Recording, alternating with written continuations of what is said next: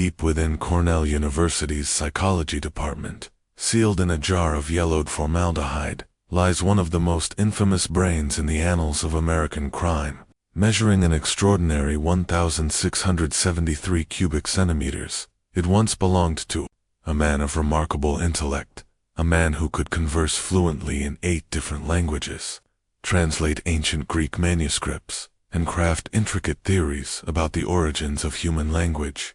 Yet, this same extraordinary mind engineered a series of murders that shook 19th century America to its core. His name was Edward Howard Rulloff, scholar, physician, inventor, linguist, and killer.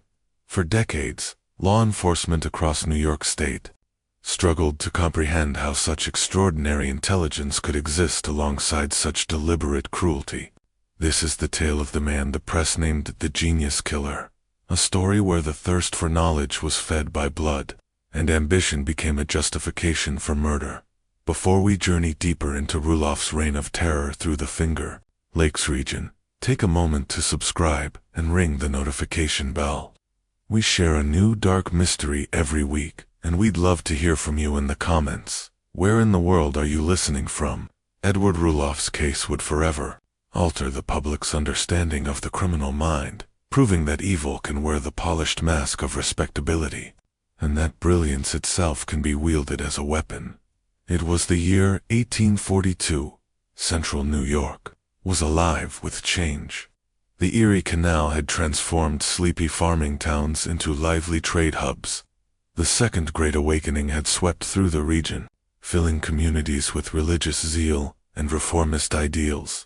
Education was becoming the key to success, and small towns competed fiercely to attract men of learning who could raise their cultural standing. Into this atmosphere of hope and progress walked Edward Rulloff, arriving in the village of Dryden, just east of Ithaca. To the townspeople, he seemed heaven-sent. At 23, he cut an imposing figure, tall, impeccably dressed, with sharp, intelligent eyes that seemed to look straight through a person. His dark hair was perfectly styled, his posture spoke of refinement, and his voice carried the confident cadence of a man used to commanding a room. The residents were awed. Here was someone who spoke of botany and medicine as easily as others discussed the weather. He could recite lines in Latin, Greek, and German without hesitation, and could debate philosophy, literature, or the latest scientific ideas with equal fluency. When he began delivering public lectures on the then popular science of phrenology, reading a person's character from the shape of their skull, people came from miles around to listen.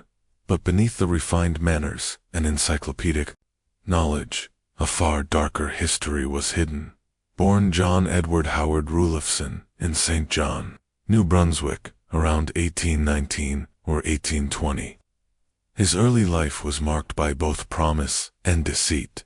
His father, a Danish immigrant who served as a justice of the peace, left the family reasonably well off, but after his death in 1827, their circumstances declined sharply.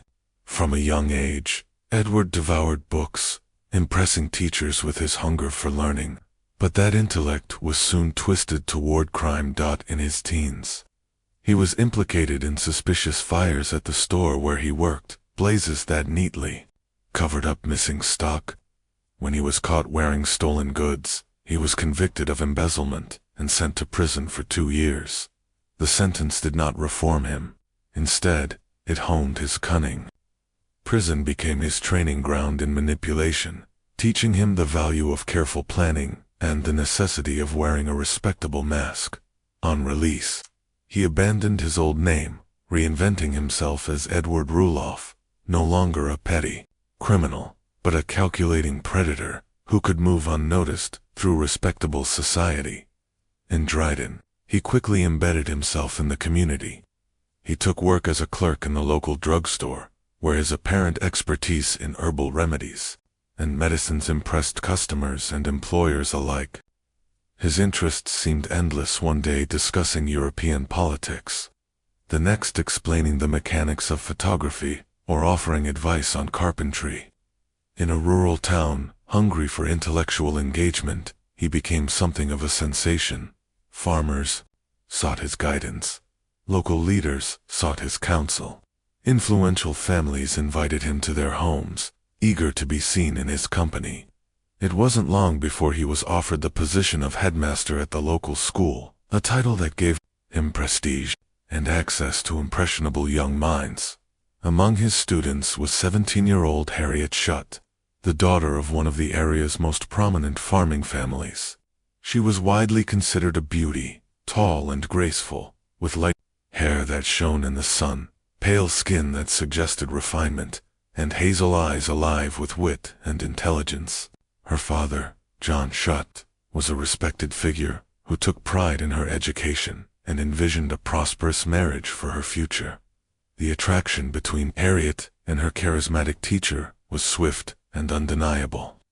To a young woman raised within the safe but narrow confines of rural life, Ruloff's worldliness and charm were intoxicating, yet there were early warning signs, flashes of a temper that was sudden and terrifying, a jealous streak that bordered on obsession, and a mood that could turn from warmth to icy hostility in an instant.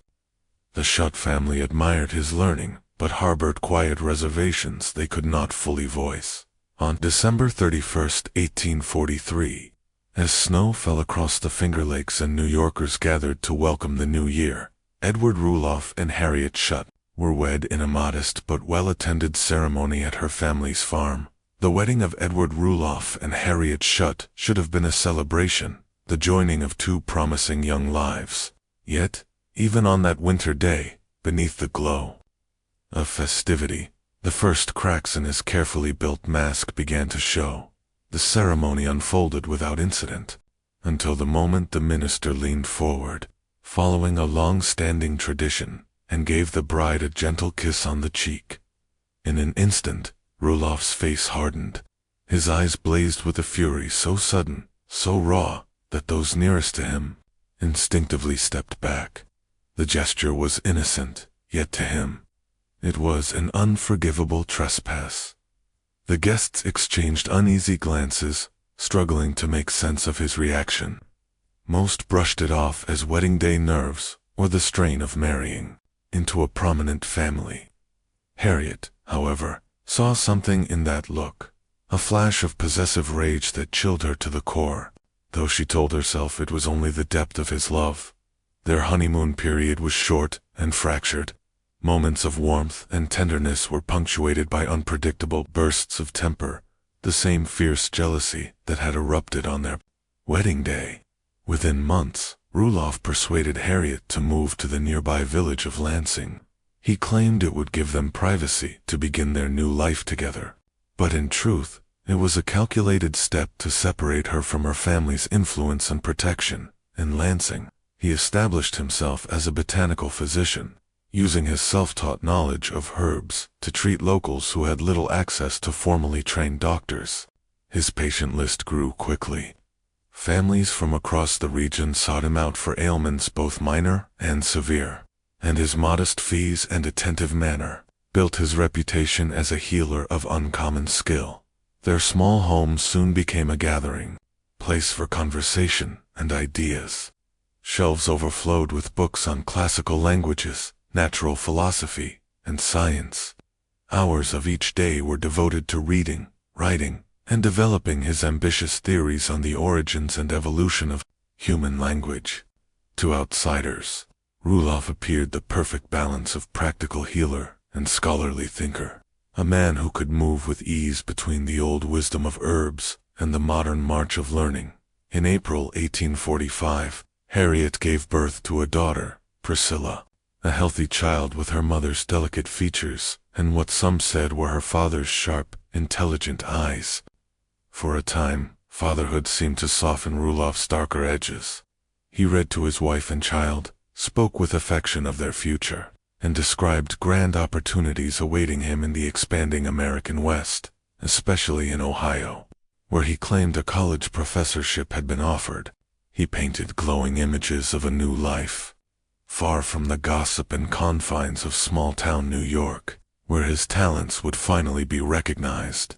But any sense of peace was quickly shattered by the presence of Dr. Henry Bull, Harriet's cousin, and Rulloff's professional partner.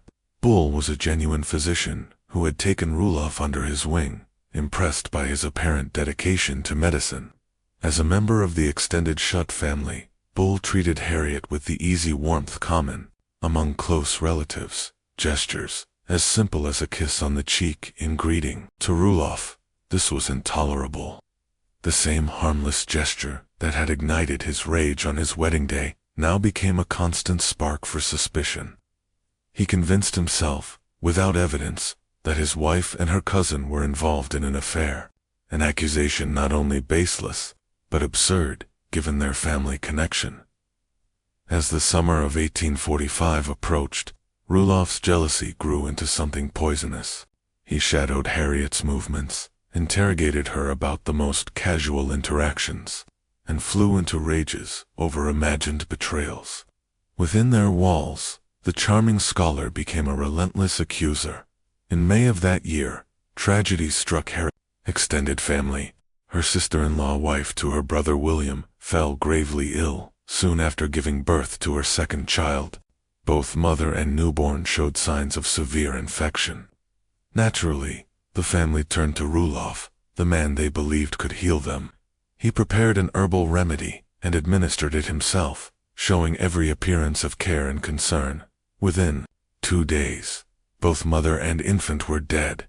In an era without antibiotics, such losses were heartbreakingly common, but the timing and Rulloff's unsettling lack of grief stirred quiet suspicion. When he made an offhand remark to his mother-in-law about who might be next, it sounded less like sorrow and more like a threat. The deaths drove a wedge between Rulloff and the Shutt family. Whispers circulated behind closed doors, questions about whether the healer had hastened their deaths, but none dared speak the accusation aloud. Still, the atmosphere changed. The unspoken doubts solidified into distrust and resentment. Feeling the shift, Rulloff grew more insistent that Harriet leave with him for Ohio. He promised they would escape the narrow-minded hostility of Dryden and Lansing, find respect, and secure the future they deserved. But Harriet, still mourning her lost relatives, refused to abandon her family. Their disagreements escalated into heated confrontations. Rulloff could not accept her loyalty to her kin over her devotion to him. His paranoia deepened, twisting into outright accusations of infidelity and betrayal. On the evening of June 22, 1845, as a summer storm rolled over Cayuga Lake and lightning split the dark sky, tensions in the Rulloff home reached their breaking point. The air inside their small Lansing house was heavy with humidity, and with the weight of yet another bitter argument, this time over his demand that they leave for Ohio without delay. Harriet was in the kitchen that June evening, grinding peppercorns with a heavy iron pestle, a small, ordinary task that masked the storm building in the next room. Edward had been drinking, which always sharpened the edge of his temper. His accusations had grown more elaborate, more venomous, until they no longer sounded like questions, but verdicts.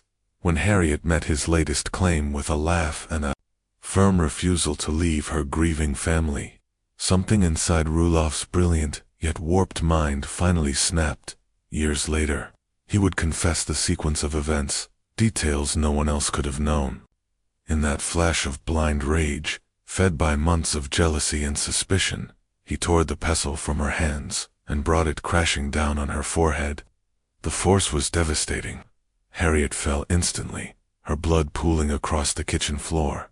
The sound of the blow, followed by the heavy thud of her body, echoed through the small home. Then silence, broken only by distant thunder. Ruloff stood over her, feeling no regret, only the cold certainty that she would never defy him again. But the silence didn't last. From the cradle, baby Priscilla began to cry, her mother's absence having stirred something instinctive and fearful. The sound pierced through the haze of his rage, but not as mercy, as calculation. One day, the child could remember. One day she might speak. with the same measured precision he brought to his scholarly work. Rulloff prepared a deadly concoction from his collection of botanical medicines, likely the same type of toxic plants he had used under the guise of healing. He measured and mixed with care, as if compounding a cure, then carried the dose to the cradle. His hands were gentle. His intent was not. Within moments, the child's cries weakened, then faded into stillness in less than an hour. Edward Rulloff had erased his entire family, the respected healer, now a murderer twice over, when Harriet and Priscilla seemed to vanish from Lansing. In late June 1845, whispers swept through the Finger Lakes.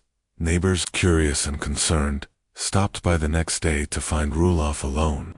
His explanations were strange and shifting. Inside the house, the signs were troubling. Beds unmade, dishes left on the table mid-meal, Harriet's prized traveling basket still sitting on her bureau alongside her jewelry. She had not left by choice, and certainly not for any long journey.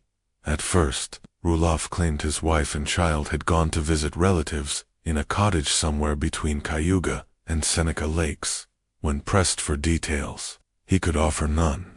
The story changed, first to a visit in Erie, Pennsylvania, then to an elaborate tale about a move to Madison, Ohio.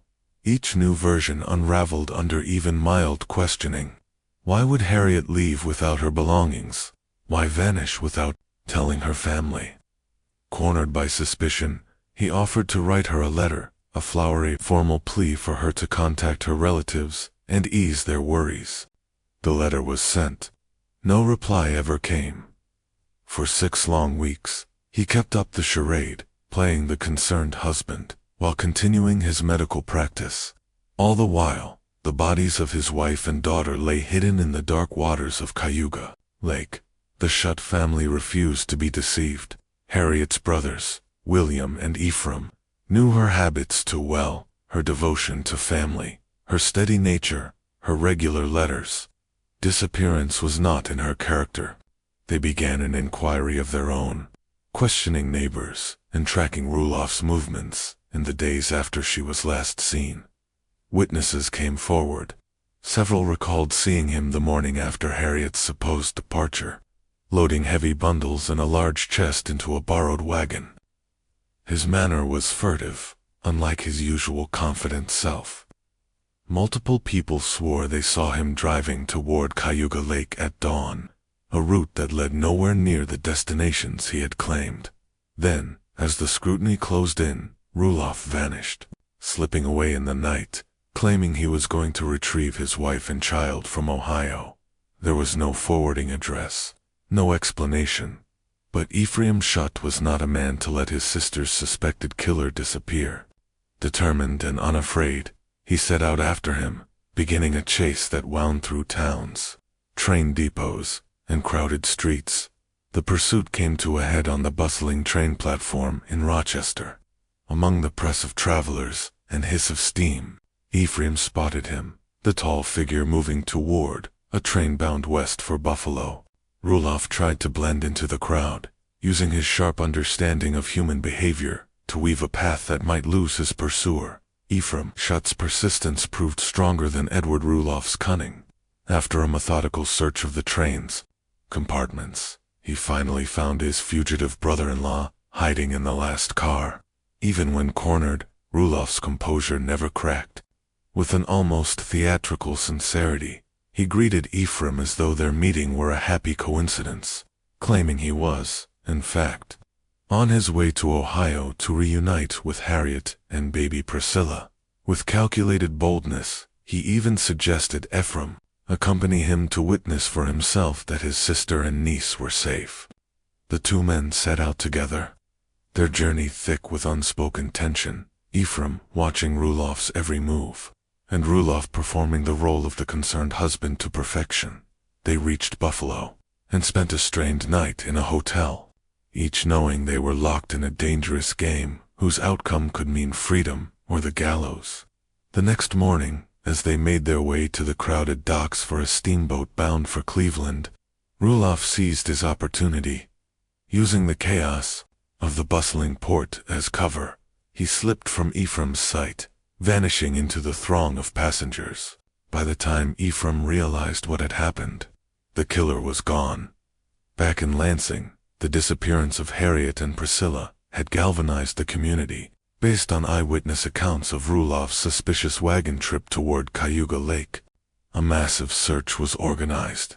The lake, the longest of the Finger Lakes, stretching nearly 40 miles and plunging more than 400 feet in places, became the focal point.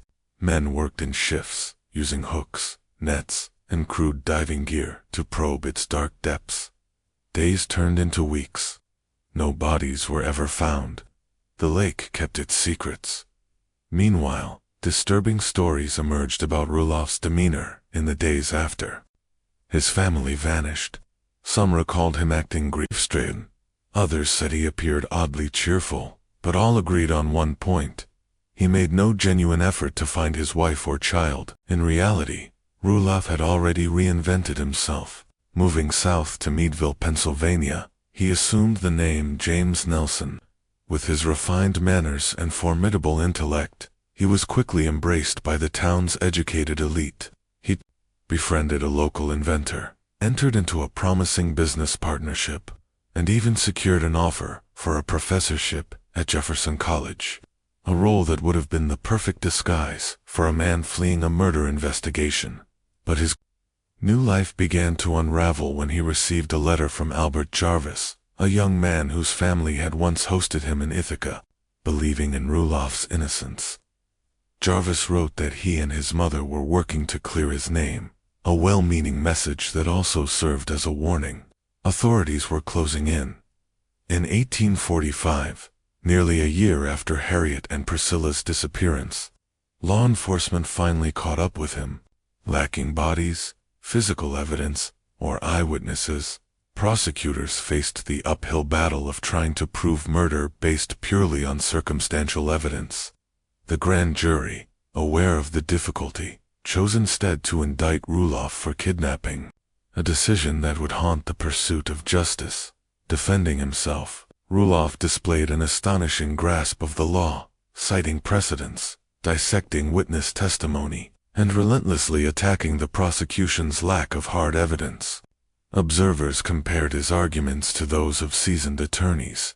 Even so, the jury was persuaded by the weight of suspicion and the implausibility of his shifting stories.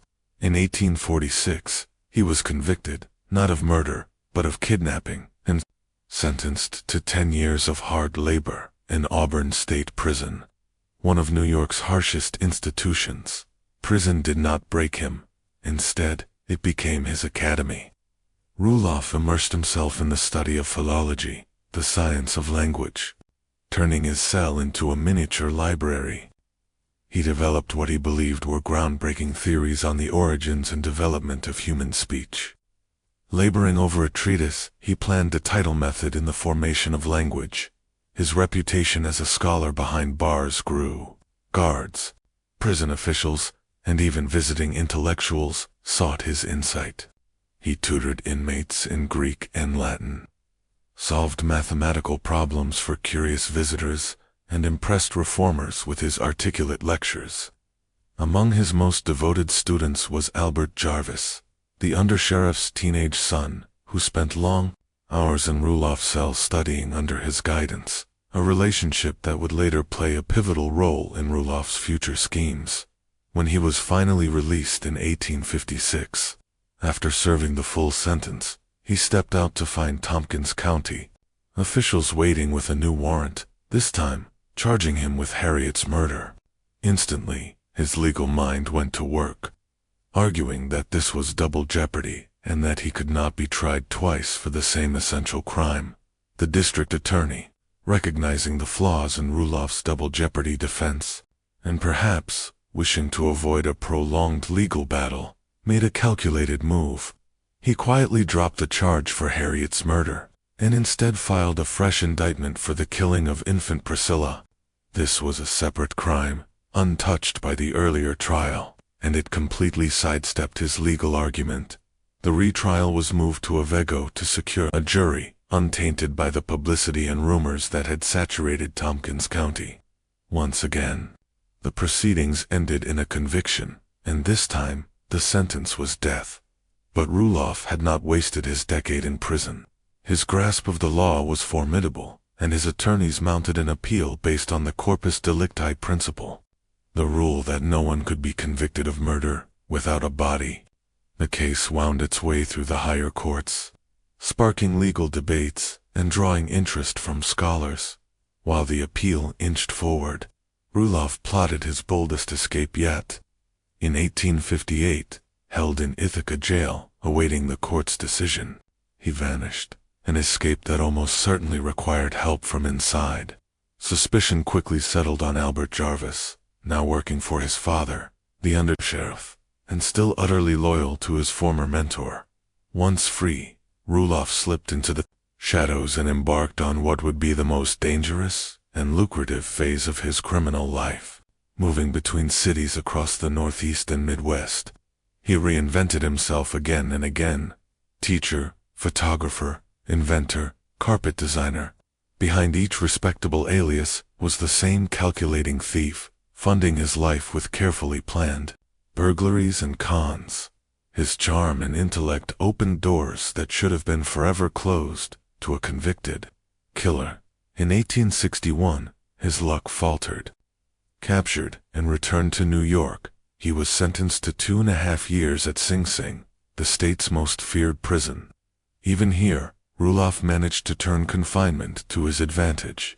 He earned privileges, cultivated useful relationships, and formed an alliance that would shape his future with William T. Dexter, a seasoned burglar impressed by Ruloff's mind and meticulous planning.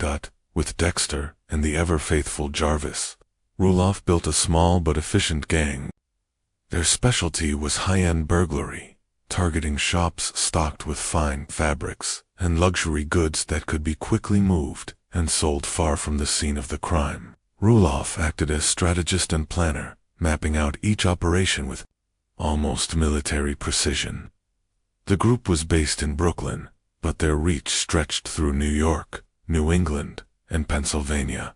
They lived comfortably between jobs, Ruloff still devoting time to his scholarly pursuits and polishing the image of a learned gentleman. In 1869, an announcement caught his attention: the first convention of the American Philological Association, to be held in Poughkeepsie. Here, he saw the chance to achieve the academic immortality he had craved for decades, using the alias Professor Yuri Laudio. He submitted the manuscript he had been perfecting since his prison days, Method in the Formation of Language. In his mind, this was no ordinary paper. It was the key to transforming human understanding of language itself. His ambitions bordered on delusion, believing his work invaluable. He declared that he would sell the manuscript for $500,000, an astronomical figure for the time, equivalent to millions today. It was a statement of both his desperation and his inflated self-worth. The reaction was devastating. The association rejected his manuscript outright, showing no interest in his theories. The dismissal struck him like a personal betrayal. For decades, he had imagined himself celebrated among the great minds of his era. Now, the very scholars whose recognition he sought dismissed him without a second thought. The rejection hardened something inside him. If the world would not acknowledge his genius, he would force them to take notice, and his crimes became bolder, riskier, and more violent. It was as though he was daring the law to catch him, even as he sought revenge on a society that had refused him honor. Modern psychiatrists, studying the record of his life, have since observed that by this point, Ruloff displayed nearly every trait of a textbook psychopath. No remorse, grandiose self-importance, total lack of empathy, and an unshakable conviction of his own superiority. And yet, his charm still drew people to him, even those who should have recognized him as dangerous. He could inspire loyalty, devotion, even affection from those around him. By the start of 1870, Ruloff's life was closing in from all sides. His academic ambitions had been crushed, his criminal earnings were barely sustaining his circle, and Time was slipping away for him to secure the fame he believed was his destiny. This toxic mix of arrogance, criminal skill, and unraveling stability was building toward a breaking point. Then, Albert Jarvis, still devoted to the man who had once taught him Greek and Latin, brought word of an opportunity. An opportunity Rulloff believed could finally solve their financial problems, and perhaps give him the recognition he had been denied. He Halberd Brothers' dry goods store in Binghamton had just received a shipment of fine silks from New York City, expensive, lightweight merchandise, exactly the sort of high-value goods Ruloff's gang specialized in stealing. Its location near the Chenango River offered multiple escape routes, and night security consisted of only 2 young clerks. To the thieves, it was an opportunity to perfect to ignore. Albert Jarvis had conducted thorough surveillance, learning the clerks' routines, and pinpointing the best ways in and out. Every detail was set for what they believed would be their most profitable job yet. But, as the night would prove, criminal cunning was not the same as academic genius, and Edward Rulloff's overconfidence would finally lead him into a fatal mistake. In the stifling early hours of August 17, 1870, 3 figures moved through Binghamton's darkened streets: Edward Rulloff, Albert Jarvis, and William Dexter. They had studied the store's layout, the guard sleeping quarters above, and their nightly patterns. Frederick, Merrick, and Gilbert Burroughs, both young men from working-class families, lived above the shop for security, armed with only Merrick's pistol and the confidence that their presence would deter thieves. They could never have imagined that the man they were about to face was one of the most dangerous criminals in America's history. The plan was meticulous. Enter through the basement, light chloroform to render the clerks unconscious without harming them, steal the most valuable goods, and vanish before anyone knew they were there. Masks were ready, shoes removed to silence their steps, and each man knew his role.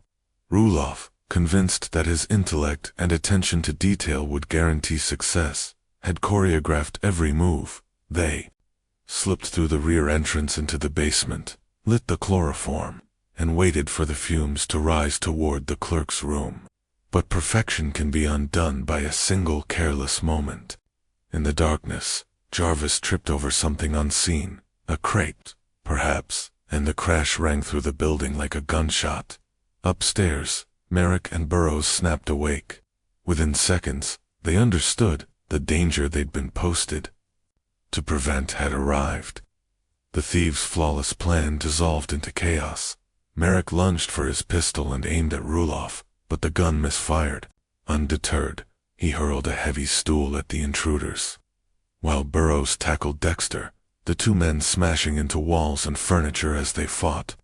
For a moment, it seemed the clerks might hold their ground. Rulloff tried to end the fight without killing. He fired a warning shot into the ceiling, hoping to frighten them into surrender. But Merrick, undaunted, threw himself at Jarvis again, forcing Rulloff to fire a second shot into the air. Still, Merrick would not back down, and in that instant, the scholar's patience snapped. He raised his pistol, aimed directly at the young man's head, and pulled the trigger. The shot was fatal. Frederick Merrick collapsed instantly, his blood spattering the walls of the small room where he had lived and worked.